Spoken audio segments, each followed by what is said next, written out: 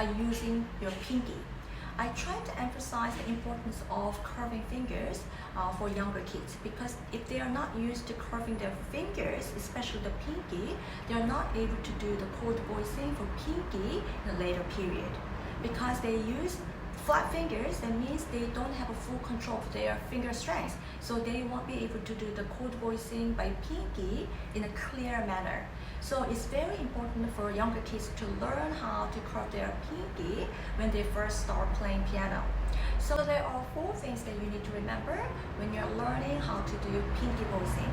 So first is to learn the balance and weight, how to use balance and weight, and how to work on it. And then the second is the curvature. The third thing is avoid overstretching. The fourth thing is the action. So that's what we're going to talk about today.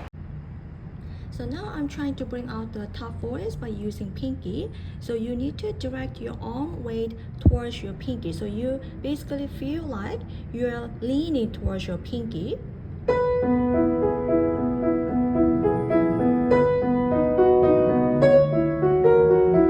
So once you hit the key, you have to relax immediately. So that's how you resonate the sound. If you keep pushing, you end up making your sound locked in, right? So in order to resonate the sound, once you play, you have to relax immediately. Now we're talking about the curvature of your pinky. So once you curve your pinky, you have full control of your finger strength and also the sound.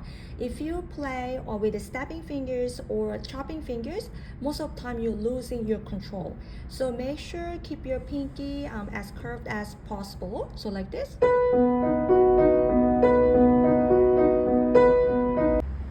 Also, you have to keep your wrist always fluid and relaxed. Alright? Alright, and then you're trying to initiate the movement from your knuckle, not from the wrist, okay?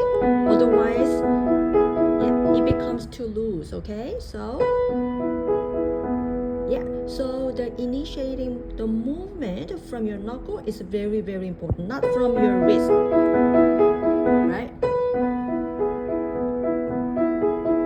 But you have to keep your wrist always relaxed, right? Doesn't mean that you're rotating your wrist, all right? So try not to rotate your wrist too much, all right? Try to minimize the movement and try to initiate the movement from your knuckle. And try to avoid overstretching, because for this kind of extended chord, it's hard to always keep holding. So in that case, you just need to release, because the pedal will help you to sustain the sound if you can't reach, okay? If you can't reach and you're trying to overstretch, it sounds really, like stiff and harsh, right? So in that case, if you can't really reach, that's fine, because the pedal will help you to sustain the sound. So you just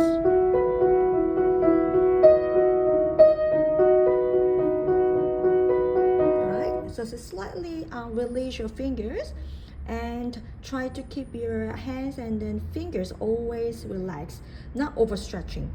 Once you overstretch, it's gonna hurt your fingers and you're gonna start having pain, and then it end up having locked wrists and locked hands. You won't be able to play the whole piece fluently, but you start having pain and discomfort. So for this kind of extended chord, if you're not able to reach, or if you feel like you have to overstretch, just release fingers once you press the pedal, because the pedal will help you to sustain. So